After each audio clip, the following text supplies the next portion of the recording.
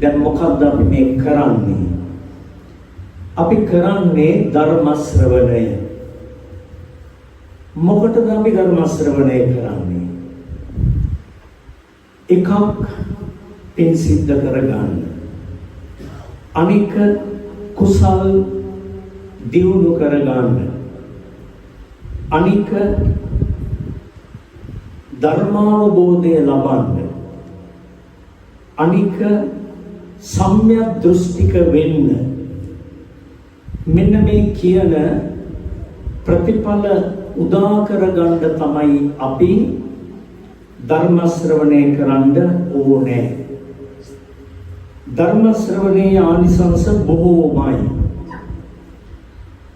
මේ පින්නතුන් ධර්ම ශ්‍රවණය නොකරන අය නෙමෙයි. එනිසා ඔබට මම ඒ ආනිසංස සිහිපත් කරන්න කාලය මිඩංගු කරන්නේ නැහැ. එක අවස්ථාවක බුදුහාමුදුරුවෝ දේශනා කරනවා ද්වේකෝ පච්චයා භික්ඛවේ සම්මා දිට්ඨියා උප්පාදාය පරතෝච ഘോഷෝ යෝනිසෝච මනසිකාරෝ කියලා. මේකේ සිංහල තේරුම තමයි කාරණා දෙකක් මුල් වීම හේතු කොටගෙන සම්‍යක් දෘෂ්ටිය ඇති වෙනවා. මොනවද කාරණා දෙක? එකක් තමයි පරතෝ ഘോഷය. අනික තමයි යෝනිසෝ මනසිකාරය. මං හිතනවා සම්‍යක් දෘෂ්ටික බව කියන කාරණේ ගැන ඔබට අවබෝධයක් මූලික වශයෙන් හරි තියනවා කියලා. අපි සම්‍යක් දෘෂ්ටික බව කියලා කියන්නේ හරි දැක්ම, නිවැරදි දැක්මක් ඇති කර ගැනීමට අපි කියනවා සම්‍යක් දෘෂ්ටිය කියලා. ඔබ අපි කවුරුත් ආර්ය අෂ්ටාංගික මාර්ගය ඒ අංග 8 දන්නවා. ඒ අංග 8 අංක 1 තමයි සම්මා දිට්ඨි. ඊට පස්සේ තමයි ඊතුරු 7. දැන් ඇයි බුදුහාමුදුරුවෝ ඒ සම්මා දිට්ඨි කියන එක මේ 8 උඩින්ම තිබ්බේ?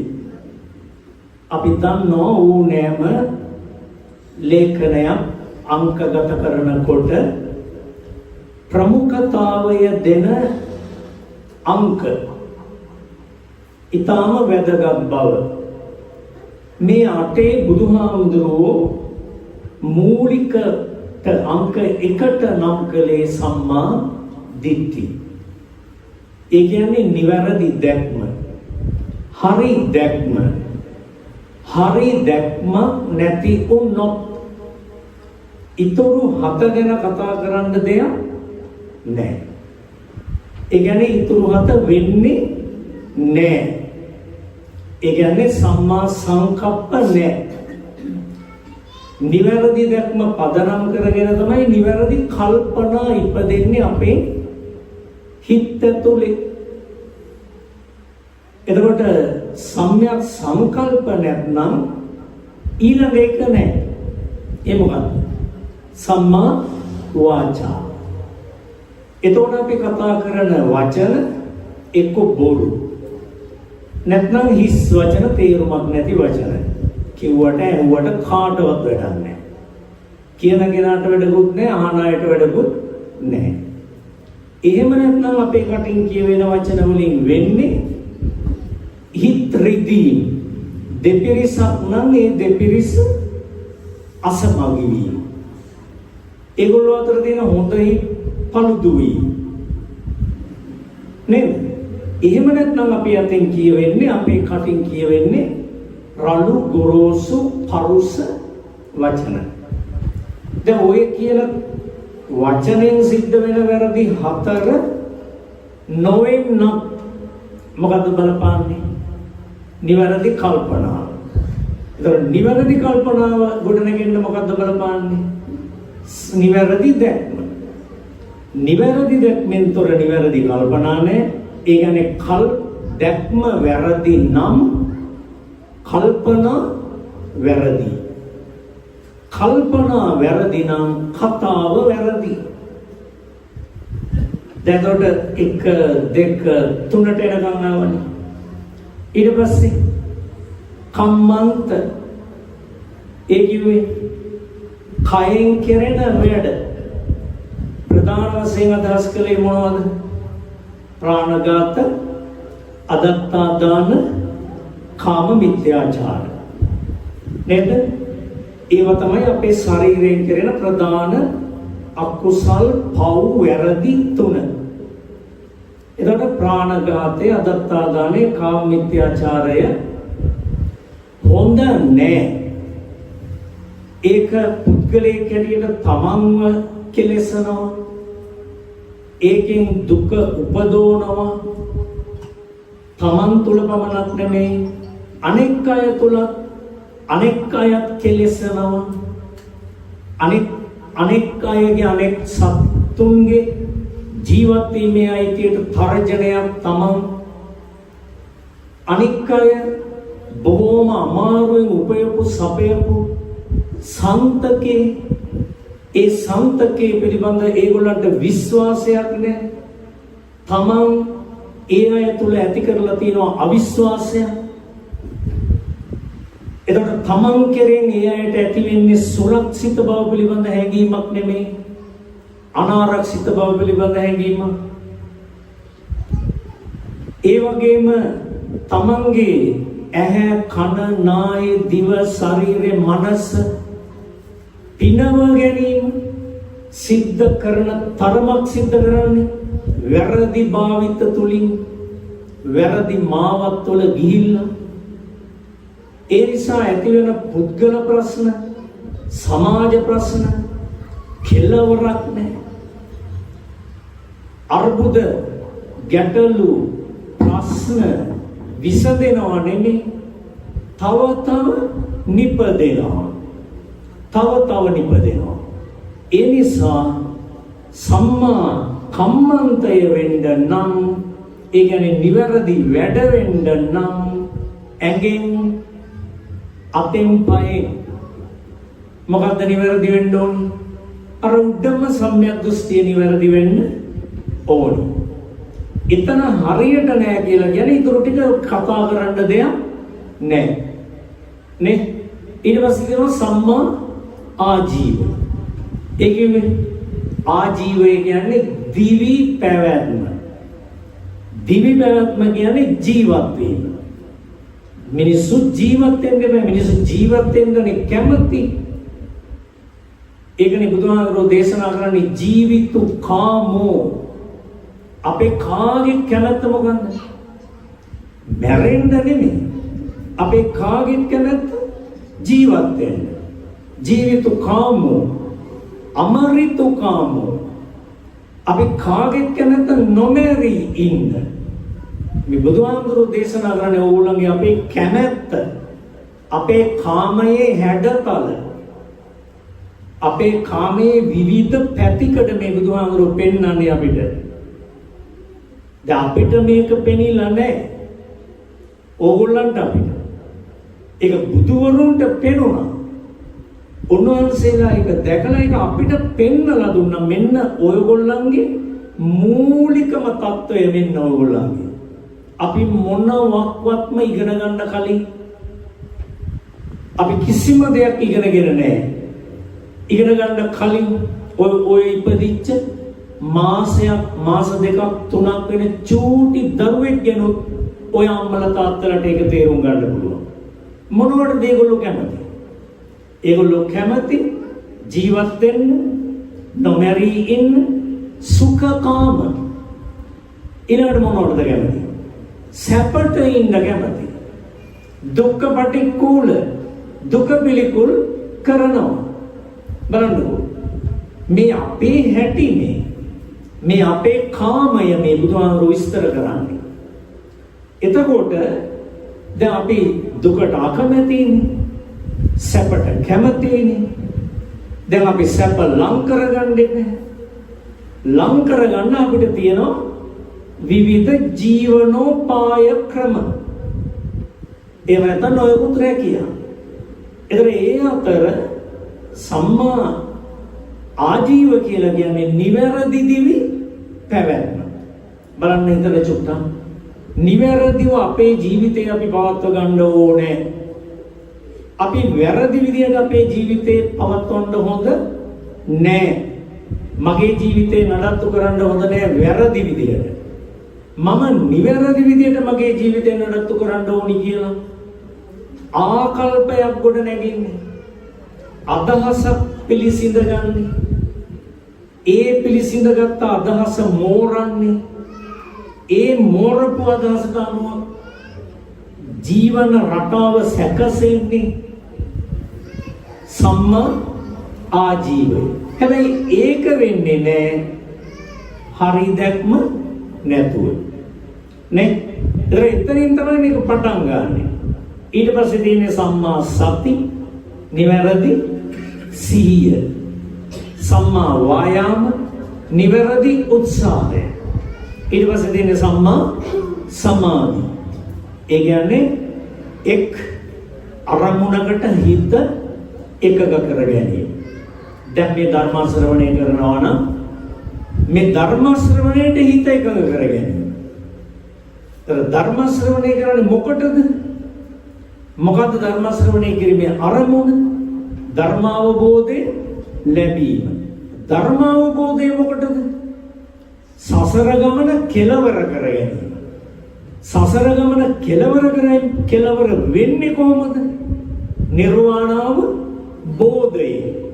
එනම් ධර්ම ශ්‍රවණය කුමක් සඳහාද? නිර්වාණාව බෝධයට අවශ්‍ය මඟ, පිළිවෙත, ක්‍රමවේදය, පටිපාටි පැහැදිලි කර ගැනීම. දැන් ඔන්න මම මේ පැහැදිලි කරේ මේ ධර්ම ශ්‍රවණයෙන් දැන් ඔන්න බලන්න සම්‍යක් දෘෂ්ටිය ඇති වෙනවා. සම්‍යක් දෘෂ්ටිය ඇති වෙන්නේ කොහොමද කියලා බුදුහාමුදුරු දේශනා කරනවා. පරතෝච ഘോഷෝ. ඒ කියන්නේ මොකක්ද? පරතෝ කියන්නේ අනුන්ගෙන් එන, ഘോഷ කියන්නේ හඬ. පරතෝ ഘോഷය කියන්නේ ඒතර මොකක්ද? අනුන්ගෙන් එන හඬ. දැන් අපිට ආව අනුන්ගේ හඬ මොකක්ද? කාගේ හඬද? දැන් මම මේ කාගේ හඬද මේ නගන්නේ? මේ මගේ හඬ නෙමෙයි. මම මේ නගන්නේ අපේ ශාස්ත්‍රවරයාගේ හඬ. අපේ ශාස්ත්‍රවරයා අපේ බුදු හාමුදුරුවෝ. එතකොට අපිට පරතෝ ഘോഷ ප්‍රත්‍යය, ඒ කියන්නේ පරතෝ ഘോഷය කියන හේතුව, පරතෝ ഘോഷය කියන කාරණය සැපයුවේ කවුද? ලෞතර බුදුහාමුදුරුවෝ. මේ ගයක් ගානේ, පන්සලක් ගානේ, ගමක් නගරයක් ගානේ ධර්ම දේශනා කරන හාමුදුරුවරු කාගේ පණිවිඩයද මේ පතුරවගෙන යන්නේ? මේ අපේ අදහස් අපි කියනවා නෙමෙයි. සමහර වෙලාවකට අපේ අදහසුත් අපි කියනවා. සමහර කරුණු පැහැදිලි කරන්න. එහෙම නැත්නම් අපි මේ මොකද්ද මේ කතා කරන්නේ? අපි කතා කරන්නේ බුදුහාමුදුරන්ගේ ධර්මයෙන්. එතකොට බුදුහාමුදුරන්ගේ ධර්මයේ තමයි, බුදුහාමුදුරන්ගේ හඬ තමයි අපිට පරතෝ ഘോഷය උනේ. දැන් මේ වෙලාවේ ඔයගොල්ලන්ට පරතෝ ഘോഷ ප්‍රත්‍ය සපුරන්නේ කවුද? දැන් ඔයගොල්ලෝ අහන් ඉන්නේ බුදුහාමුදුරන්ගේ හඬ. දැන් අහන් ඉන්නේ මගේ හඬ. එහෙනම් දැන් ඔයගොල්ලන්ට පරතෝ ഘോഷය කවුද? මට පරතෝ ഘോഷය උනේ කවුද? බුදුහාමුදුරුවෝ. බුදුහාමුදුරන්ගේ පණිවිඩය මට එනවා, මම ඒක ඔයගොල්ලන්ට දෙනවා. ඔයගොල්ලොත් ඒක තවයට කියනවා. නේ ඉතින් ඕක තමයි යන විදිය නේද ඒකට කියනවා පරතෝ ഘോഷය මතක තියාගන්න හොඳට මොකක් වෙන්නද පරතෝ ഘോഷය ඕනි නිර්වාණ අවබෝධය කියන පිළිතුර බැහැර කරන්න බෑ ඒ වුණාට මෙතනදී අපි ඒක නිශ්චිත තැනක තිබ්බා සම්‍යක් දෘෂ්ටි නේ මෙතනදී අපි මේ දැන් මේ කතා කරන දෙයට ඒක අදාළ වෙන්නේ කොහොමද සම්‍යක් දෘෂ්ටියයි දේකෝ භික්ඛවේ පච්චයා සම්මා දිට්ඨියා උපාදාය මහණෙනි සම්‍යක් දෘෂ්ටිය ඉපදෙන්නේ ද්වේකෝ පච්චයා ද්වේ කියන්නේ දෙකක් පච්චයා කියන්නේ ප්‍රත්‍යය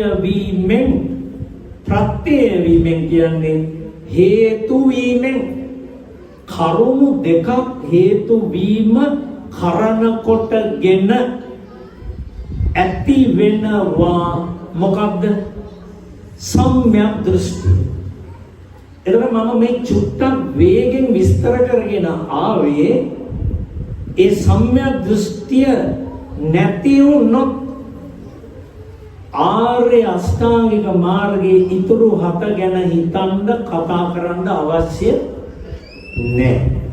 ඒක වෙන්න විදියක් නැහැ. නේ එකකට එකක් සම්බන්ධයි. නේ දැන් ඔයගොල්ලන්ට මේක සම්‍යක් දෘෂ්ටිය අහලා ඇතිනේ. සම්‍යක් දෘෂ්ටි ප්‍රභේද කීයද? අපි බලමු බණ අහන අය ඉන්නවද කියලා. බණ අහපු අය ඉන්නවද කියලා බලමුකෝ නේ. ඈ බණ නම් ඇහුවා දුරණේ ඕන තරම්.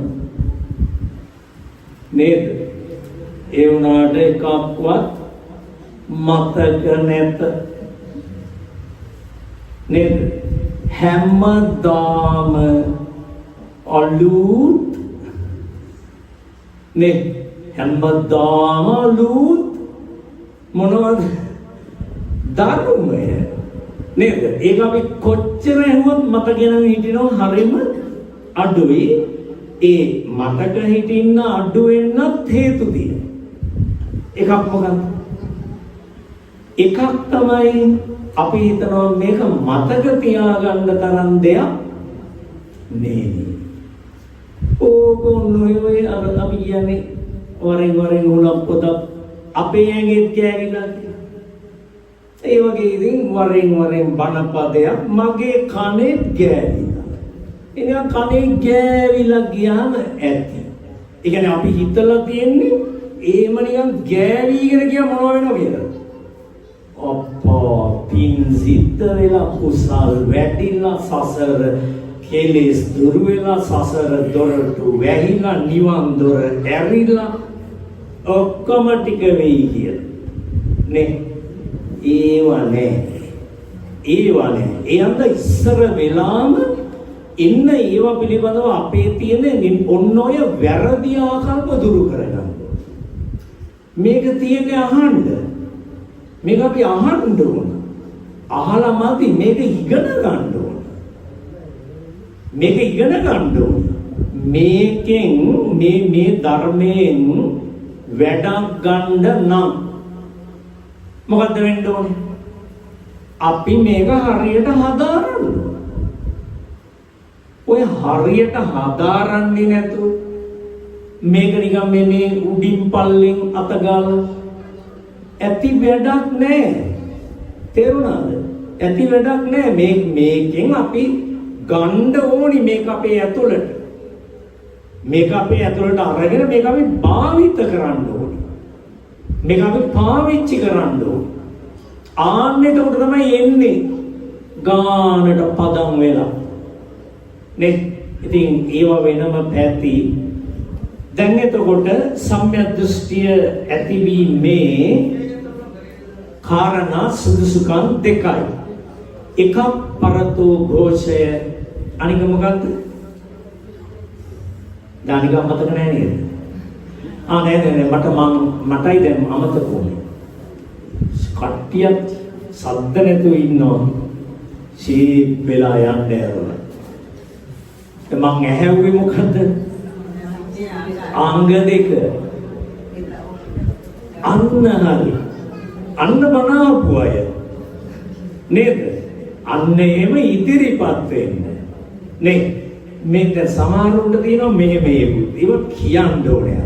සමහරුන්ට තියෙනවා මේ ධර්මයනේ. ඒක නිකන් අපි දන්නවා කියලා අඟවන එක ලැජ්ජයි. ඒකේම අඟවන්න හොඳ එකක් නෙමෙයි. ඒකේම අඟවන්න තරම් වටින එකක් නෙමෙයි. ඒක ඔයම නිකන් නූගත් හාමුදුරුවන්ගේ කතන්දරයක් නේ. යන්න අපවැන්නවුන්ට තරම් නොවේ එවැනි ඥාන විශේෂ සමහර අයට එහෙම ඒවත් තියෙනවා. ඒ හන්ද ඇත්තටම නිකන් ලැජ්ජයි මේ කියන්න. දන්න ධර්මයේ දැනගන්න එක ගැන ආඩම්බර වෙන්න. අපි නම් ආඩම්බර වෙනවා. අපිට තියෙනවා පොඩි සතුටක්. ඒක වෙන මොනවා දැනගත්තත් ධර්මයේ අහු වුණොත් ඒකෙන් ලැබෙන සුවය, සාන්තිය, ප්‍රීතිසහගත හැඟීම වෙන එකකින්වත් ලබන්න බෑ. තේරුණා? තුන් සැරයක් මං කිව්වේ අවධාරණය වෙනවා. බෑ. තේරුණාද? ඒක හොද්දට අවබෝධ කරගන්න. ඒව මේ දැනගන්න ඕනේ නෙමෙයි, ඒව අවබෝධ වෙන්න ඕනේ. නේ? එතකොට සම්‍යක් දෘෂ්ටියේ ප්‍රභේද දෙකයි අර නිස්සය දෙක කිව්වා. මොකක්ද? ලෞකික සම්මාදිට්ඨිය, ලෝකෝත්තර සම්මාදිට්ඨිය. ඔන්න බලන්න දැන් තවත් අය දන්නවා. නේද? ලෞකික සම්‍යක් දෘෂ්ටිය, ලෝකෝත්තර සම්‍යක් දෘෂ්ටිය. ඉතින් නිවන් අවබෝධයට වැඩිපුරම උපකාර වෙන්නේ ඔය දෙකෙන් කෝකද? ලෝකෝත්තර සම්මාදිට්ඨිය. නේ? ලෞකික සම්‍යක් දෘෂ්ටිය කියලා කියන්නේ ඉතින් ඒකට ඇත්තට මේ ලෞකික කියලා කියන්නේ මේ ලෝකෙට අයිති කියන එකනේ. ලෞකික කියන වචන හැදෙන්නේ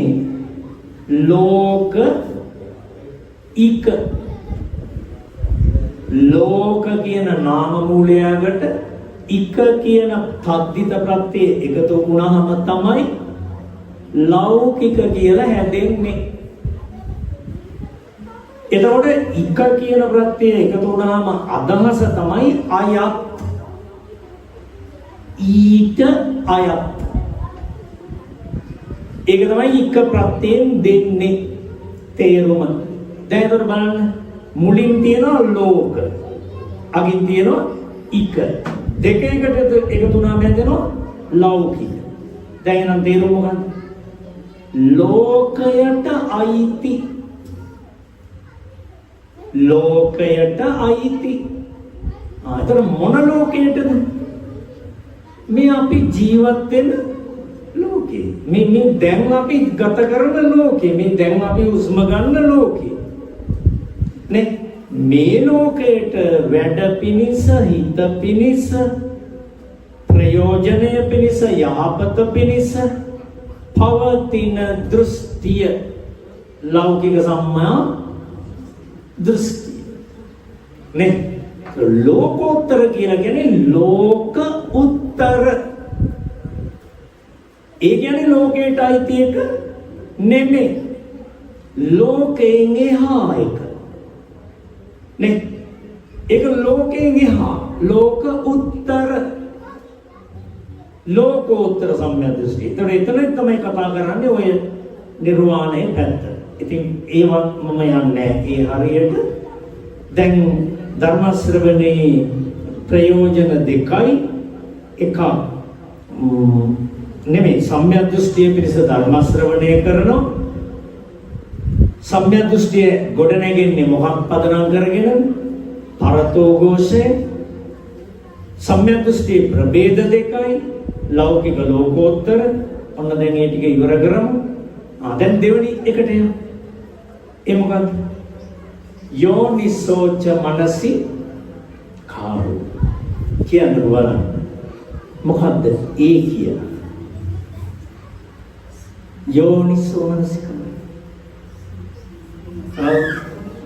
මොකක්ද? සිහියෙන් මනසිකාරය කරන්නේ. යෝනිසෝ දැන් මෙහෙම නේද? ප්‍රසිද්ධම තේරුම මොකක්ද ඔකට තියෙන? නුවණින් මෙනෙහි කිරීම. ඔන්න යෝනිසෝ මනසිකාරය කියන එකේ සුලභ තේරුම. මොකක්ද? නුවණින් මෙනෙහි කිරීම. මනසිකාර කියන්නේ මෙනෙහි කරනවානේ. මෙනෙහි කරනවා මොකක් මත පදනම් වෙලාද මෙනෙහි කරන්නේ? නුවණ මත පදනම්. අනුවණ විදියට මෙනෙහි කරන්නේ නැහැ. නේ? නුවණ මත පදනම් වෙලා මෙනෙහි කරනවා. ඔන්න එක තේරුමක්. යෝනිසෝ මනසිකාර කියන එකේ තව තේරුමක් තමයි ප්‍රභවයට හිත තබා මෙනෙහි කිරීම. ඔන්න ටිකක් තේරුම් ගන්න තියෙන කතාව. නේ? නුවණින් මෙනෙහි කරනවා කියලා කියන එක එච්චරම ප්‍රශ්න වෙන එකක් නෑ. හැබැයි ප්‍රභවයට හිත තබා මෙනෙහි කිරීම නේද? මොකක්ද ප්‍රභවයක් කියන්නේ? ඇති වීම. ඇති වීම. ඒ කියන්නේ ඉපදීම, හට ගැනීම, ඇතිවීම. ඒකනේ ප්‍රභවය කියන්නේ. නේද? ඒකට තමයි අපි ප්‍රභවයක් කියන්නේ. දැන් බලන්න ප්‍රභවයට හිත තබලා මෙනෙහි කරනවා. යෝනිසෝ මනසිකාර. මනසිකාර කියන්නේ මෙනෙහි කරනවා. යෝනිසෝ කියන්නේ ප්‍රභවය. හේවත් උත්පත්ති ස්ථානය. උපදින තැන. උපදින තැනට සිත තබා මෙනෙහි කිරීම. පැහැදිලිද? ඔන්න දැන් යෝනිසෝ මනසිකාර කියන එකේ තිබුණ තේරුම් දෙකනේ නේද? සමාජයේ සුලභව යෝනිසෝ මනසිකාර කියන්නේ මොකද්ද කියලා ඇහුවොත් අපේ බෞද්ධ පින්වතෙක්ගෙන් පින්වතියකගෙන් ගොඩක් අය දෙන උත්තරේ තමයි නුවණින් මෙනෙහි කිරීම. ඒක කිසි වරදක් නැහැ. ඒක හරි. හැබැයි ඒක විතරක් නෙමෙයි ඒකේ තේරුම. ඒක දැන් මම අනිත් තේරුමත් කියන්නේ පින්වත් ඔබට ඔය දෙකෙන් කෝක හරි අරගෙන මේ වැඩේ කරගන්න. නේ? නුවණින් මෙනෙහි කරනවා කියන එක ඔබට සරල නම් පහසු නම් ඒක අවබෝධ වෙලා නම් ඒක එහෙම තියාගන්න. හදිසි ඒක එච්චර පැහැදිලි මදි නම් අනිත් එක ගන්න. මොකද? ඉපදෙන තැනට සිත තබා මෙනෙහි කිරීම. මොනවා ඉපදෙන තැනටද සිත තබන්නේ? සිතුවිලි. සිතුවිලි. නේ? දැන් බුදු මෙකිවි කෙලස් කියලා. ඔව්. කෙලස් විතර නෙමෙයිනේ හිතේ ඉපදෙන්නේ නේ. කෙලස් නිකෙලස් ගති ඔක්කොම තියෙන්නේ මොකෙන්ද? හිතෙන්. හිතෙන් නැති නේද? ඒ කියන්නේ තව විදිහට කිව්වොත් අපේ කුසල ස්වභාවය තියෙන්නේ කොහෙද? හිතේ. අකුසල ස්වභාවය තියෙන්නේ කොහෙද? හිතේ. නේද? ඔය දෙකම තියෙන්නේ අපේ හිතේනේ. එතකොට දැන් කුසල ස්වභාවය මතුවෙනවා නම් සිහි නුවණින් හිතේ මතුවෙන්නේ කුසල ස්වභාවයක් කියලා දැනගෙන මොකද්ද කරන්න ඕනේ? ඒක එළවනවද? ඒක තියාගන්න. ඒක තියාගන්න. තියාගෙන ඒක තව දියුණු කරනවා. ඒක තව දියුණු කරනවා. තේරුණාද? අපි හිතමු කවුරු හරි කෙනෙක් ගැන අපේ හිතට එනවා මිතුරු සිතක්, මිතුරු ආකල්පයක්, අනුකම්පාව, කරුණාසහගත සිතුවිල්ල. දැන් ඒක අපි එලෝ ගන්න ඕනේ. ඒක අපි දුරු කරන්න ඕනේ. ඒක බැහැර කරන්න ඕනේ නෑ.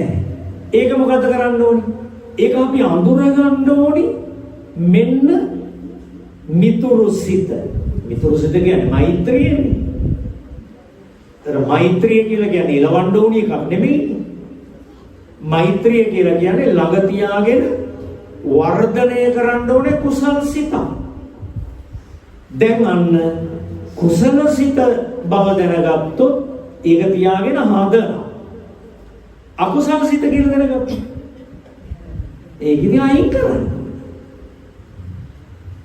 ඒක තියාගෙන හරියන්නේ නැහැ. ඒක වර්ධනය කරගෙන හරියන්නේ නැහැ. ඒක මර්ධනය කරන්න නේද? අකුසලයේ මර්ධනය නොවුනොත් ඊළඟට මොකද? අකුසල වැඩි දියුණුත් වෙනවා. ඊට පස්සේ අකුසලේ මුහුකුරනවනේ. අකුසලේ මෝරනවනේ. අකුසලේ මෝරනකොට පුපුරලා යනවනේ. පුපුරලා යන වෙලාව වෙනකොට නේ පාපය වෙන්නේ. අකුසලයේ කියන්නේ හිතේ තියෙන සිතුවිල්ල. පාපය කියන්නේ සිතුවිල්ල කටින් වචනේ අතින් පයින් වෙන වෙලා. තේරුණා? දැන් වෛරයක් තියෙනවා. මම හිතන වෛරය මොකද්ද? අකුසලය. ඒක දැන් හිත ඇතුලේ තියෙනවා. තියාගෙන ඒක දැන් හදනවා. ඒක වැඩි දියුණුව. නේ? වෛරය. එතකොට වෛරය වැඩි දියුණු කරනකොට වෛරයට ඉලක්ක වෙච්ච කෙනෙක් ඉන්නවනේ. ඉලක්ක වෙච්ච කෙනා දැක්ක ගමන් සමහරට මොකක්ද වෙන්නේ? ටක් ගාලා කටින් එයාට මොනවා හරි වචන කියනවා. නේ? මොනවා හරි කියනවා එයාට. එක්ක අත්ත තිගැල්ල ගාන කනහරයි. නේ? ගාලා හොද්දට කුටි ගන්නවා. නේ? ඕව නෙවෙන්නේ. එතකොට වචනයෙන් බැන්න කියනවා. අතින් පයින් ගැහුවා කියනවා. දැන් මොකද්ද උනේ? අකුසලයේ මට්ටමේ තිබිච්ච එක පාපයට වැඩිලා පුපුරලා ගියානේ. දැන් කරපු කෙනාට අකුසලුත් වෙලා පවුත් වෙලා. වටහාගත්තද කතන්දරේ? කරපු කෙනාට අකුසලුත් වෙලා පවුත් වෙලා. බුදුහාමුදුරුවෝ මඟ පෙන්නන්නේ මොකක් කරන්නද අපිට? බුදුහාමුදුරුවෝ මඟ පෙන්නන්නේ අකුසලුත් නොකර පවුත් සිද්ධ කරගන්නේ නැතුව ගැලවිලා බේරිලා යන විදිය.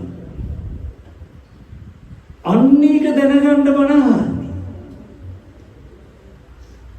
ඒක දැනගන්න බණහන්නේ. නේ? සාදු කියන්න නෙමෙයි. බණහන්නේ අන්න ඒවා අවබෝධ කරගන්න. එතකොට ඒක අවබෝධ කරගන්නේ කාගේ යහපතද? ඉස්සර වෙලාම යහපත වෙන්නේ කාටද? Tamanට. ඉතින් බලන්න මම මගේ හතුරෙක් නෙමෙයි නම්, මම මගේ මිතුරෙක් නම්, මම මට වෛර කරන්නේ නැත්නම්, මම මට ආදරේ නම්, මාව දුකට කරදරයට විපතට පත් කරන මාවතක දැන අරන් යන්නේ මොකටද? මම මාවරය යන්නේ. එහෙම ගෙනියන්න අවශ්‍ය නැහැ. ඇයි? මම මගේ හතුරෙක් නෙවෙයි, මම මගේ මිතුරෙක්. මම මට අනාදරයක් ඇති. මම මට වෛර කරන කෙනෙක් නෙමෙයි, මම මට ආදරය කරන කෙනෙක්. ඉතින් දෙයිහාඳුරනේ මම මට ආදරේ නම්, මම මට මිතුරු නම්, මට වින කැටෙන වැඩ මම මොකටද කරන්නේ? අන්න ඒවා තේරුම් ගන්නයි ධර්ම ශ්‍රවණය කරන්නේ. නේද? ඉතින් දැන් යෝනිසෝ මනසිකාරය ගැන කිව්වේ. නුවණින් මෙනෙහි කරනවා උපදින තැනට සිත තබලා මෙනෙහි කරනවා. එතන උපදින තැන කොතනද? හිත. ඉපදෙන්නේ මොනවද හිතේ? සිතුවිලි.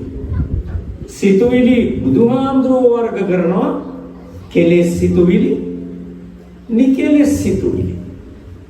එහෙම නැත්නම් අකුසල් සිත්, කුසල් සිත්, පින් සිත්, පව් සිත්. නේ? දැන් ඔක්කොම ඉන්නේ කොහෙද? අපේ ඇතුලේ. අපේ ඇතුලේ නම් ওই ටික සේරම ඉන්නේ. අපි දැන් මොකද කරන්න ඕනේ? අන්නේ අකුසල් සිත එනකොටම දැනගන්න දක්ෂ වුණොත් එන්නේ සර්පයා කියලා. මොකද කරන්න පුළුවන්? එන්න තැනින්ම වැඩේ ඉවර කරේ. තේරුණාද? මේවා කරන්න පුළුවන් වැඩ හොඳේ.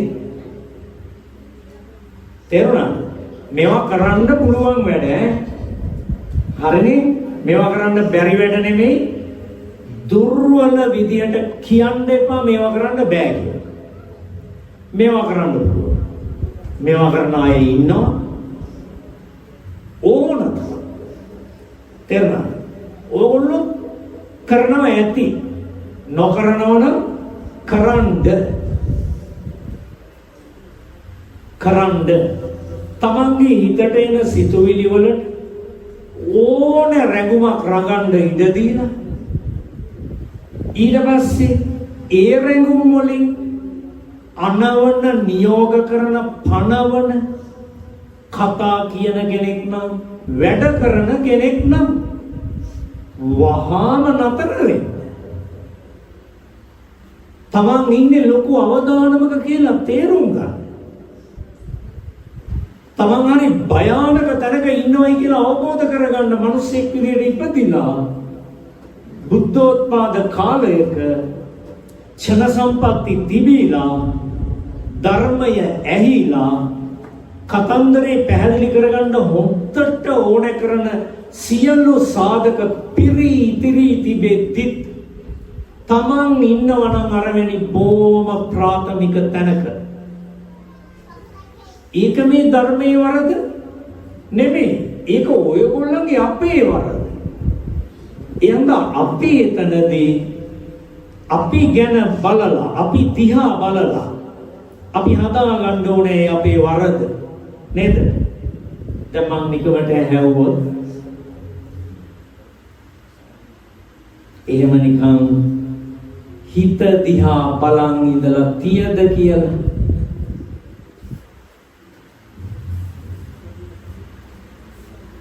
මොකක්ද දෙන්න තියෙන උත්තරේ?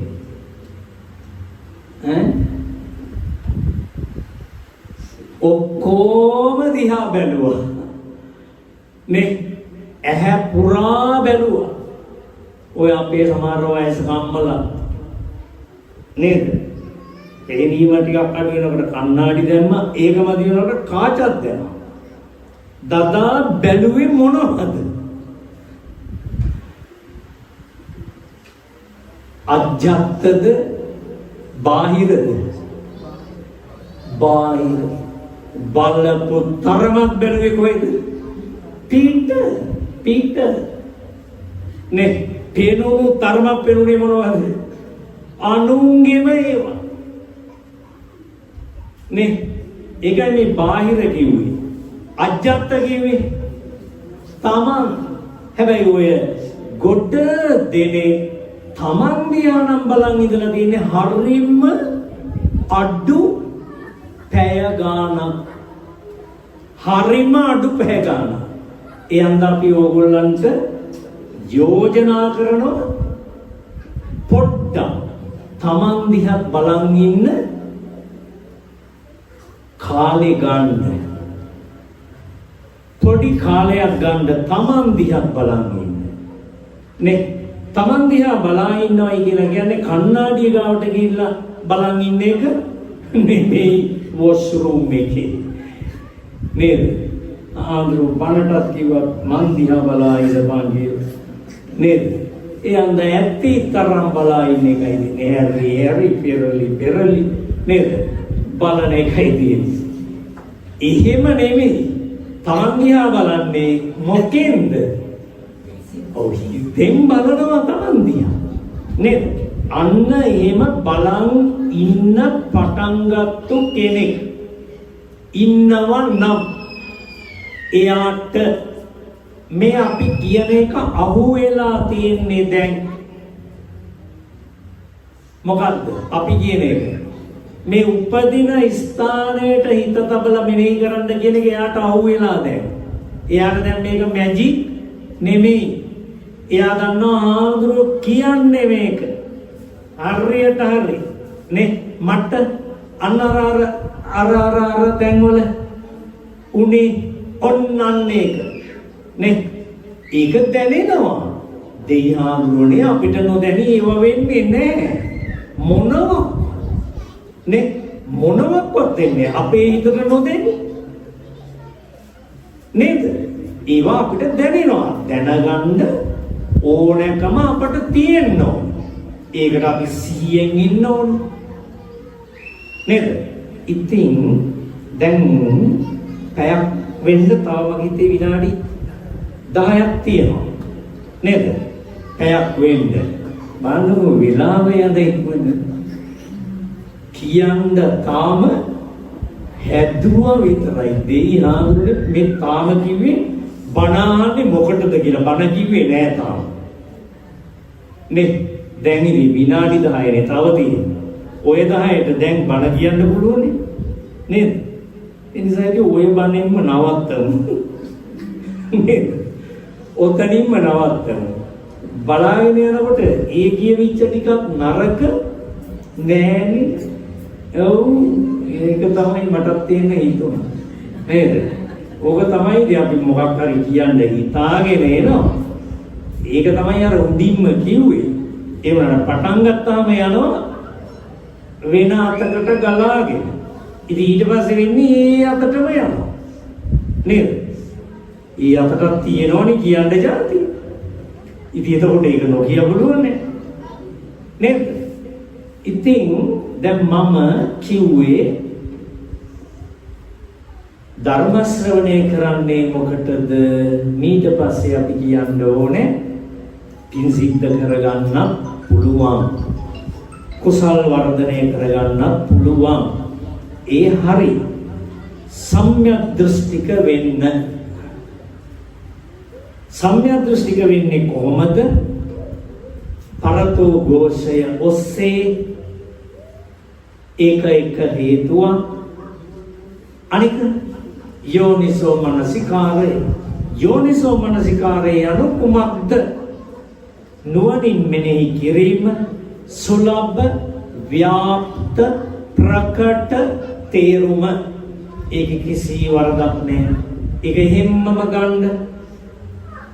නමුත් ඒ තේරුම පමණක් නෙමෙයි, තවත් තේරුමක් තියෙනවා. මොකක්ද ඒ අනිත් තේරුම? ඒ තමයි උපදින තැනට හිත තබා මෙනෙහි කිරීම. මොනවා ඉපදින තැනටද? සිතුවිලි. මොකටද සිතුවිලි ඉපදින තැන දකින්නේ?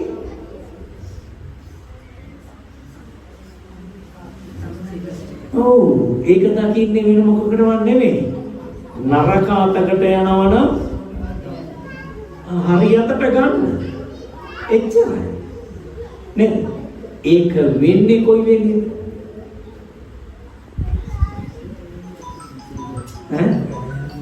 ඒක වෙන්නේ කොයි වෙලේද?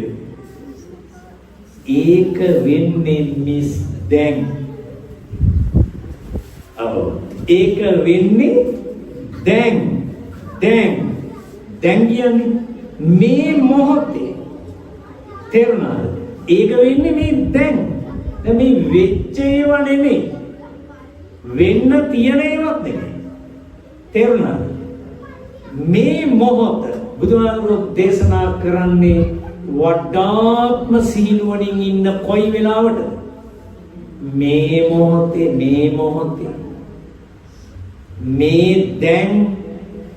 මේ දැන් මොනවද මට හිතෙන්නේ? නේ මොනවද මට හිතෙන්නේ? අන්න ඒක නේද? එතකොට මේ දැන් කියන එක ඉවර වෙන්නේ කොතනින්ද? අපේ හුස්ම පිටවීමෙන්. එතකනුත් මොනවද එන්නේ? මේ දැන් එන්නේ නැද්ද? දැන් බඩපටන් අරන් පැයට තව විනාඩි 5නේ. දැන් පැයක් ගෙවුණනේ නේද? විනාඩි 55ක් ගෙවුණනේ. දැන් ගෙවුණු විනාඩි 55 ඉදි කොහාටද? ඒකයි අතීතෙට නේ. එතකොට තාම උනේ නෑනේ. තව විනාඩි 5ක් ගෙවෙන්න තියෙනවනේ. ගෙවෙන්න තියෙන විනාඩි 5 ඉදි මොකේද? අනාගතේට. අතීතේ ඉවරයිනේ. අනාගතේ ආවේ නෑනේ. හැබැයි දැන් මේ ඉන්නවනේ. මේ තියෙන්නේ. ඔය දැන් තියෙන්නේ. නිතරම ඒ ගෙවුණු අතීතේ නෙමෙයි. උදාවේ හිතිය හැකි අනාගතේ නෙමෙයි. සීනුවර ඉන්න ඕනේ. ඔව් උත්පත්ති ස්ථානයට නුවණ මෙනෙහි කරලා හිතන්න ඕනි. යෝනිසෝ මනසිකාරයෙන් කාලය ගත කරන්න ඕනි. කොයි වෙලේද? තමන් ජීවත් වෙන මේ මොහොතේ. මේ මොහොතේ අතීතං නාන්වා ගමෙය්‍ය. අතීතය ආයේ එන්නේ නැහැ. නප්පටි කංකේ අනාගතං. අනාගතය ගැන සැක සංකා උපදෝල ඇති වැඩ නැහැ. යදතීතං පහීනන්තං. අතීතයේ යමදේ ප්‍රහීන වී අවසං. අපත්තං අනාගතං. අනාගතේ තාම ආවේ නැහැ. පච්චුප්පන්නේන යෝ බික්ඛු. යම් කිසි මහාන කෙනෙක්, යම් කිසි ශ්‍රාවක කෙනෙක් පච්චුප්පන්න මේ දැන් තත්ත විපස්සති. මොනවද මට හිතෙන්නේ කියලා විශේෂයෙන් බලනවා නම්, බලමින් ඉන්නවා නම් ආංගයා තමයි වැඩේ හරියට කරන්නේ. ඉතින් ඔබට ඒ ශක්තිය, ඒ හැකියාව තියෙනවා. ඒ ශක්තිය, ඒ හැකියාව කිසිම කෙනෙකුට අහිමි නැහැ. ඕනිම මිනිස්සෙකුට ඒ හැකියාව තියෙනවා. ඔයගොල්ලෝ උදාසීන වෙන්න එපා. මේවා කරන්න ගිහියෝ හැටියට අපිට බෑ කියලා.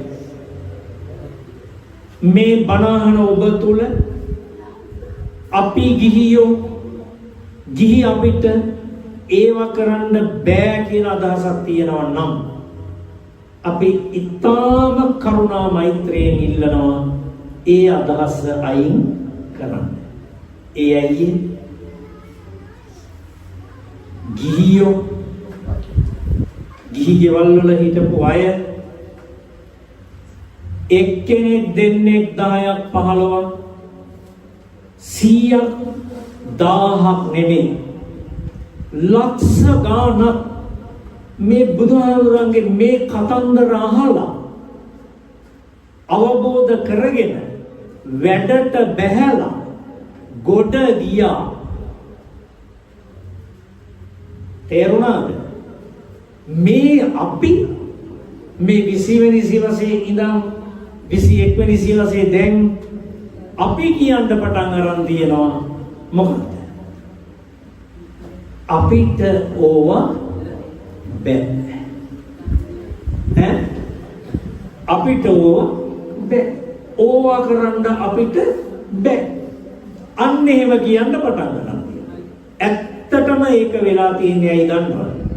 අපිට ඒ බුදුහාමුදුරුවන්ගේ කාලේ හිටපු ගිහි අය ඒක කරගත්ත හැටි එච්චර ඇහිලා නැහැ.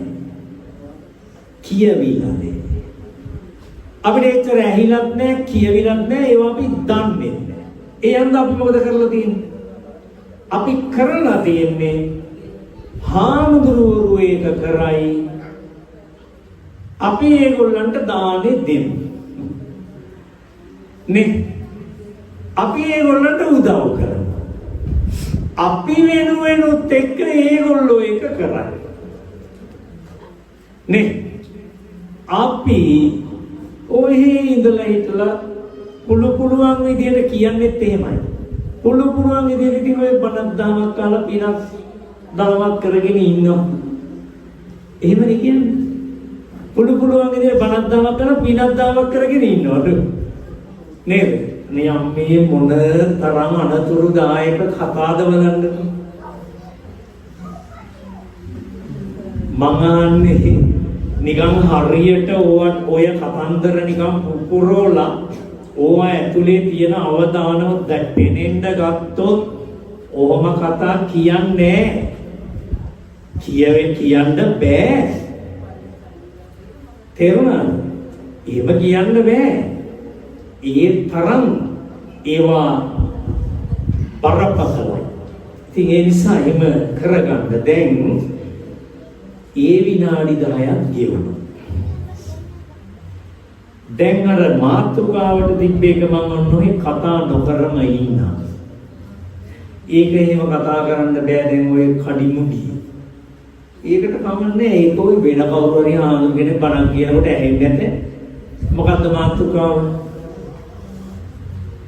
යේතේ බික්ඛු සද්ධානුසාරී ධම්මානුසාරී හෝති සබ්බේතේ සම්බෝධි පරායන. මහණෙනි යම් කිසි භික්ෂුවක් සද්ධානුසාරී බව හෝ ධම්මානුසාරී බව හෝ ඇති කරගතහොත් ඒ ඔක්කොම සබ්බේතේ සම්බෝධි පරායන නිර්වාණාවබෝධය පිහිට කරගත් අය බවට පත් වේ. කාරණා දෙකක් තියෙනවා සද්ධානුසාරී ධම්මානුසාරී. දැන් ඔයගොල්ලෝ අපි කවුද? සාමාන්‍යයෙන් පවක් අකුසලයක් වුණා කියලා දැනුනොත් අපි ඔයගොල්ලෝ කියන්නේ කොහොමද? අපි මොන ජනයෝද? පෘථග්ජනයෝ. අපි පෘථග්ජනයෝ. ඒ හන්ද අපි අදින් පොඩි වැරදි පව් අකුසල් වෙනවානේ. එහෙමනේ අපි කියන්නේ. ඒ කියන්නේ දැන් ඔන්න අපි ඔක්කොම ඉන්නේ කොතනද? පෘථග්ජන භූමියේ. තේරුණාද? ඒ භූමිය කියන එක ටිකක් තේරෙනවා අඩු නම් මම පෘථග්ජන භූමිය කිව්වේ බුදුහාමුදුරන්ගේ වචනේ. බුදුහාමුදුරන්ගේ වචන අපිට ටිකක් තේරුම් ගන්න අමාරු නම් ගොරෝසු නම් නේද? බර වැඩි නම් අපිට පුළුවන් මේ චුට්ටක් තව අපිට වැටෙන්න ලිහිල් කරගන්න. අපි කියමුකෝ ඕනි නම් පෘථග්ජන තට්ටුවේ. අපි ඉන්නේ මොන තට්ටුවේද?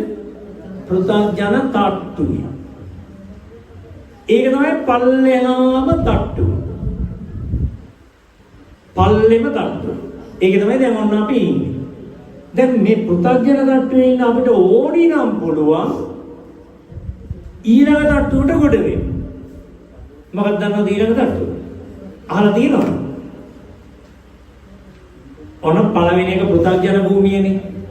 මේ බණ අහලා මතක තියෙනවා නම් එයාට මේ chance එක දෙන්නේ. ලකුණු ගන්න. නේ ලකුණු රැස් කරගන්න මේ ඉඩ දෙන්නේ. නේද? ඒගොල්ලන්ට. ඔන්න දැන් පෘථග්ජන භූමිය. දෙවෙනි එක අසා නැත ද ඇසුවක් මතක නැත ස්වාමී. පෘථග්ජන භූමිය දෙවැනි එක සත්පුරුෂ භූමිය. මොන භූමියද? තුන්වෙනි එක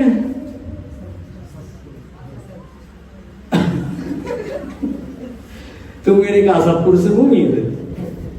ෂෝ නේද? ඒක රිවර්ස් යන්නේ. ඉදිරිය බලා යනව නෙමෙයි. පෙරමග බලා යනව නෙමෙයි. පසුපස බලා යනවා නේද? තුන්වෙනි තට්ටුවනේ ආර්ය භූමිය. ඔන්න බලන්නකෝ, ඔන්න අහගන්නකෝ. සත්පුරුෂ භූමිය නෙමෙයි, පෘථග්ජන භූමිය. සත්පුරුෂ භූමිය, ආර්ය භූමිය. දැන් ඔය ආර්ය භූමියට පත්වෙච්ච උත්තමය තමයි අපි ඔය සෝවාන්, සකෘදාගාමි, අනාගාමි, රහත් නේ. සාමාන්‍යනිකයි මේ පැත්තට හැරෙන්න අදහසක් තාම තුන් හිතවත් දෙයනේ කියලා නෑනේ. තියනවද? අනේ අම්මේ අහන්න සන්තෝෂයි නේද? සාදු සාදු කියලා කියන්නේ හිතනවා ඒක ඇහෙනකොට නේද? එහෙම තියනවා මොන තරම් එකක්ද නේද? මම මේ කිව්වේ සාමාන්‍යයෙන් පොදු සමාජ නිකන් අපිට දැනෙන විදිය. හරිද? අපිට දැනෙන විදිය. එතකොට දැන් ආර්ය ඔන්න දැන් ඒ හන්දනේ ඔය ඒ පැත්තට වැඩි අවධානය බර තියනවා අඩු. දැන් ඔන්න අපිට පුළුවන් පෘථග්ජන භූමියේ ඉන්නේ. දැන් අපිට ඕනනම් පුළුවන් සත්පුරුෂ භූමියට එස වෙන්න ගොඩ වෙන්න. ඒක වෙන්න පුළුවන් එක්ක අපි සද්ධානුසාරී කෙනෙක් වෙන්න ඕනි. නැත්නම් අපි ධම්මානුසාරී කෙනෙක් වෙන්න ඕනි. සද්ධානුසාරී කියලා කියන්නේ ශ්‍රද්ධාව ඉස්සරහට දාගෙන වැඩේ කරන කෙනා. එයා ඉස්සරහට දාලා තියෙන්නේ ශ්‍රද්ධාව. ධම්මානුසාරී කියලා කියන්නේ එයා ඉස්සරහට දාලා තියෙන්නේ ධර්මය. බුදුහාමුදුරුවෝ කියන්නේ දැන් ඔන්න කොටසකට අවබෝධ වෙනවා ධර්මය. අවබෝධ වුණාම ඒගොල්ලන්ට හිතනවා මේක හරි. මේක තමයි පාර. මේකේ යන්න ඕනේ. නේ? එහෙම යනවා දැන්. එහෙම යනවා කීයයි ගොඩාක් කියනවා. දැන් අද අපේ භාවනා වැඩසටහනේ වංශලේ. අද නේද? මෙනිකට එන්න බැරිුණා පොඩ දවසේ. දැන් අද තිබුණා. ඒකට එනවනේ බලංගොඩ ඉඳන් දැන් ජෝඩුවා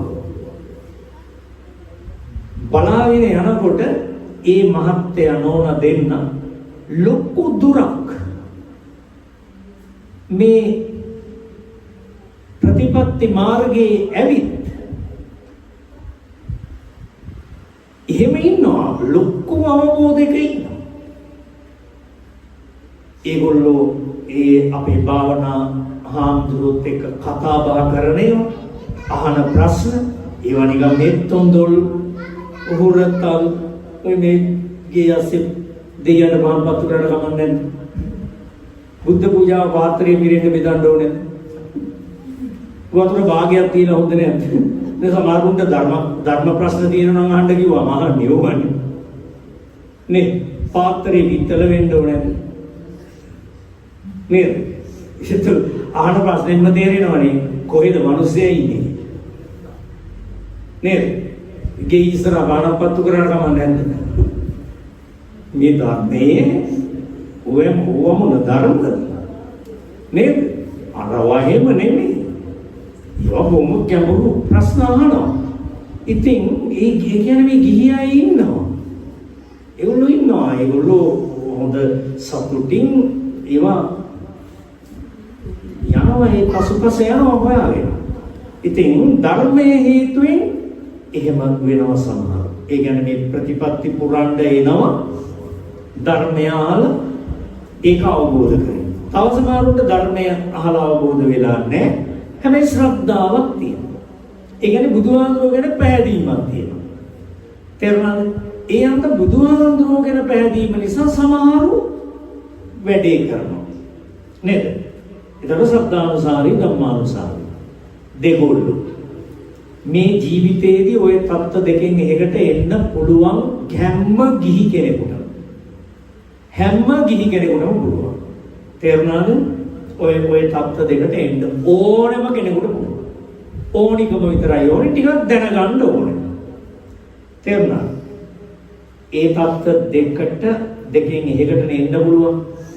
එක්ක සද්ධානුසාරී වෙන්න පුළුවන් නැත්නම් ධම්මානුසාරී නෙවෙයි. එහෙම වුණොත් ලැබෙන ප්‍රතිඵල ටික කියන්නේ අගන්තා නිරයම්. මරණින් මත්තේ මේ අපාගත වෙන්නේ නැහැ. අගන්තා තිරච්ඡාන යෝනි.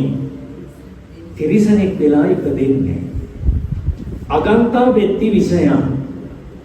අමනුෂ්‍යාත්මවල ඉපදෙන්නේ නැහැ പ്രേතාත්ම වාගේ. අගන්තා දුක්ගතින් විනිපාතං. මහා දුක් විඳින්න වෙන ජීවිත උරුම කරගන්නේ නැහැ.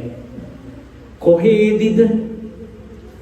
සසර ගමනේදී කියලා නවත්තන. නේද? කියලා නවත්තන. දැන් එතකොට තියනව නේද අවුලක්? දැන් තාම ක්ලියර් නෑනේ. නේද? දැන් යා අවුස්සලා තිබ්බා. කැට්ට වැඩ කරන්නේ නේද? අවුස්සලා තිබ්බා. මොකක්ද මම අවුලක් කරලා නේද? පැයක් විතර අර සම්මිය දෘෂ්ටිය ගැන කතා කරලා, පාරදෝෂය ගැන කතා කරලා, යෝනිසෝ මනසිකාරය ගැන කතා කරලා ඕනෑම එක විනාඩි 10ක් කතා කරලා මෙන්න යන්න යනවා. චික් මහා කැත ස්වාමීන් වහන්සේ නේද? ඇත්තටම උතන තියනවා දැන් හොයන්න දෙයක්. හරිද? අපි හොයමු ඒ. අපි හොයන්නේ නේද? යන්න YouTube නේද? අර ඇඩ්‍රස් බාර් එකේ ගන්න නේද? සද්ධානුසාරී ධම්මානුසාරී සිංහල වරෙන් ගන්න. ඒ අහලා බලන්න නේද? අහලා බලන්න ඔය තියෙන. එතකොට තවත් බණ අහනවා නේද? ඔන්න ඕනි නම් නේද? ඕනි නම් ඔන්න පාර. තේරුණානේ? එහෙම නැත්නම් ඉතින් අපි බණ කියන තැන්වල අපි කතා කරනවා නේද? අපි කතා කරනවා. අපි පොයේ දවසට අපේ පන්සලේ හවස 3 ඉඳන් 5 වෙනකම් අපි ඕවා කතා කරනවා. නේද? අපි කියන්නේ නවනගරේ ආනන්ද මෛත්‍රී බෞද්ධ මධ්‍යස්ථානයේ දාලා මාරපණ එන්න කියලා. නේද? අපේ පඬිතුහාරු පොල්ලක් කරන් ගහයි මට නේද? බණ කියන්නේ ඇවිදලා බණ කියන යනවා නිසා මගේ දායක ටික එහෙ අරන් ගිහින් හරියනවද කියලා. නේද? ඒ නිසා එහෙම කරන්න එපා. එහෙම එපා. නේද? ඕවා කොහාම්දුරු දන්නවා. අහලා බලන්න. ඉතින් එහෙමනම් ඔය ඇති. තව වැඩ තියෙනවනේ ඕගොල්ලන්ට. ඒ නිසා ඔය ඇති. ඉතින් හැමෝම අහගෙන නම් හිටියා හොඳට අපරාධ කියන්න දෙයක් නැහැ. අහන් ඉන්න ඔක්කොම මතක හිටින්නේ නැහැ. ඒකට කමන්නේ. එහෙම මතක හිටියේ අපේ හිතවලට නේද? ඒකට කිසි ප්‍රශ්නයක් නැහැ. ඒ ගැන කනගාටු වෙන්නත් එපා. නේද? ඒ ගැන පසුතැවෙන්නත් එපා. අහගෙන හිටියනේ අපි කියවනේ වටින්නේ මොකද්ද? මේ ගෙවෙන මොහොත. ඒ මොහොත අපි සාවධානව හිටියනේ. ඒ මොහොත සාවධානව හිටියනම් අපේ හිතේ මොනවද නොඋපදින්නේ? අකුසල්නේ. හරිනේ? අකුසල්නේ. අපි හරි සාවධානික අහෝගම් දීගෙන ඉඳන අකුසල් හිතෙන්නේ එන්නේ මොන හිතද? කුසල් ඉන්නේ නේ? ඒක තමයි කියන්නේ මේ වගේ වෙලාවල් වටිනවා වගේ. ඒ ආවේ කුසල් නේ. නේද? අපි කලේ පින්කමක් නේද? අපි කුසල සිත් හැදුවා.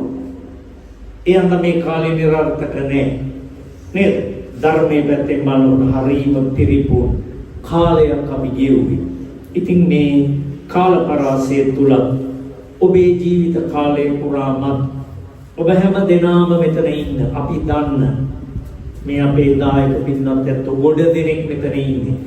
ඒගොල්ලෝ අපේ විහාරස්ථානයේ දම්පැන් කිරිනමන අය විහෙර වහන්සේ ඉදිකිරීමේදී විශාල වශයෙන් ධන පරිත්‍යාග කරපු අය විශේෂයෙන් මේ පින්නත් පවුලේ අපේ මේ මැණිකේ මොකද්ද මේ චන්ද්‍රවති ජයවීර මැණිකේ නේද? ඉතින් එතුමිය ඒ අපේ ගාමිණී ඇතුළත්තුලි මහත්මයා විශාල ධන පරිත්‍යාග සිද්ධ කළා දානශාලාව හදද්දී චෛත්‍ය ඉදි කරද්දී නේ මතකයි නේද? ඔව් ඒවා මතක කරන්න එපා නේ ඒවා මතක තියෙන්න ඕනි ඒවා මතක් කරන්න ඕනි ඒක භාවනාවක් ඒකට කියන්නේ ඡාගානුස්සතිය තමන් කරපු කිසිම පරිත්‍යාගයක් හොඳ හිතින් කවුරුවත් අමතක කරන්න එපා. දවසකට ඉඩ තියෙන වෙලාවක නිවි හැනහිල්ලේ මුල්ල ඉඳන් ඒවා මතක් කරන්න. ඒවා මතක් කරන්න. ඒක මතක් කිරීම කුසලය. ඒක මතක් කරන වෙලාවේ වෙන අකුසල් සිත් ඉපදෙන්නේ අර කුසලය තහවුරු වෙනවා. ඒක ඡාගානුස්සති භාවනාව. වත්තා දානයක් පිරිනමන පින්වතේ පින්වතියක්වත් මං අහනවා ගොඩාක් අපේ අන්සරේ ගමේ ආවට අයගෙන් දැන් මේ කීවෙනි වතා දානෙද කියලා. එහෙම ලේසියෙන් මතක නෑ කාටවත්. මතක නෑ. අනේ වන්දා කියලා. ඒතකොට අපි කියනවා සාමාන්‍යයෙන් 20 අවුරුදු 25ක් විතර බලන්නකො හිතලා. ජීවිත කාලෙන් අවුරුදු 25ක් අවුරුදු 30ක් අඛණ්ඩව දන් පිරිනැමුවා කියන අමතක කරන්න ඕනේ එක. ඒවනේ හිතට ලං කරගෙන තියාගන්න ඕනේ. සිල් සමාදන් වෙච්ච වාර භාවනා කරපු වාර නේද? විවිධ පරිත්‍යාග කරපු වාර ඇයි අමතක කරන්නේ? බලන්නකො හිතලා බැරි ගැහිලා ලෙඩ වෙලා ඇදට වැටෙනවා. තාම කල්පනාව තියෙනවා. දැන් එතකොට මතක් වෙන්න ඕනේ මොනවද? ඕවා නෙවෙයිද මතක් වෙන්න ඕනේ. හිතනවාද ඕවා මතක් වෙයි කියලා මතකයට ඕවා හුරු නොකළොත් ඒවා මතකයට හුරු කරන්න ඕනි හන්ද තමයි බුදුහාමුදුරුවෝ දේශනා කළේ ඡාගානුස්සති නේ. ඡාග කිව්වේ ත්‍යාග කිව්වේ දීමනා පරිත්‍යාග. කවුරුත් ඔයගොල්ලෝ කරලා තියෙනවා නේද? ඒවා මතක් කරන්න. ඒ පිනුත් මේ මොහොතේදී ධර්ම දානය කිරීමෙන් ධර්ම ශ්‍රවණය කිරීමෙන් පංචශීලයේ සමාදන් වීමෙන් උපදවාගත් පිනුත් මීට මාස 3කට පිටදී අභාවයටපත් වුණු ඒ ගාමිණී ඇතුළත් මුදලී පින්වත් මහත්මාණන්ට ස්වාමි පුත්‍රයාට ඥාතිවරයාට අනුමෝදන් කරවමු. එතුමා මේ පින් අනුමෝදන් වේවා. දුකකනම් මිදේවා. සැපකනම් වඩා දියුණු කරගනීවා. කෙලවර පැතු බෝධියකින් නිවන් ලබාවා කියලා ලසින් සාදු කියලා පින් අනුමෝදන් කරමු. ඒ වගේම මේ මොහොත තුල ධර්ම පරිස්කාර ආදියට අත හිත යොදවන අවස්ථාව හැම කෙනෙක්ම සද්ධා ගෞරවයෙන් ඒ ධර්ම පරිස්කාර ආදියට තමන්ගේ හිත යොදවන්න. එසේදී මෙනුත් පංචශීලයේ සමාදන්ව එම ශික්ෂා ආරක්ෂා කර ගැනීමෙනුත් ධර්ම ශ්‍රවණය කිරීමෙනුත් දාන සීල භාවනාදී වශයෙන් උපදවාගත් සියලු පින් යලිත් වරක් පලාතාදිග්‍රහිත සිරිසුමන සමන් දෙවිදු ඇතුළු කොට ඇති ලෝකපාලක ශාසන භාරධාරී සියලු දෙවිවරුන්ට අනුමෝදන් කරවමු. ඒ දෙවිවරු මේ පින් අනුමෝදන් වෙත්වා දේවසක වඩා දියුණු කර ගනිත්වා පින්වත් ඔබට ආශිර්වාද කරත්වා. ඔබ හැමදෙනා හොඳ හිතින් කරන සියලු යහපත් වැඩ බලාපොරොත්තු වන සාර්ථකත්වයන්ගෙන් කෙලවර කරගන්න උවමනා කරන නිදුක් බව, නිරෝගී බව, දීර්ඝායු සම්පත් ඔබේ ජීවිත වෙත උදා කෙරේවා. ඒ වගේම මෙලොව වශයෙන් ඔබට පැමිණෙන හතුරු වනතුරු තියෙනම් අතුරුවන්තරා වෙයිනම් ග්‍රහබල විපත් ඇත්නම් ඇස්වහ කටවහ ආදී අදෘශ්‍යමාන අහිතකර බලවේග වලින් පීඩා පැමිණෙන්න නියම නම් ඒ සියල්ල බල බිඳලා දුරු කරලා මෙලොව රකිත්වා දෙවියෝ ප්‍රාර්ථනා කරන බෝධියකින් නිවන් ලබත්වා කියන අදහසින් දෙවියන්ට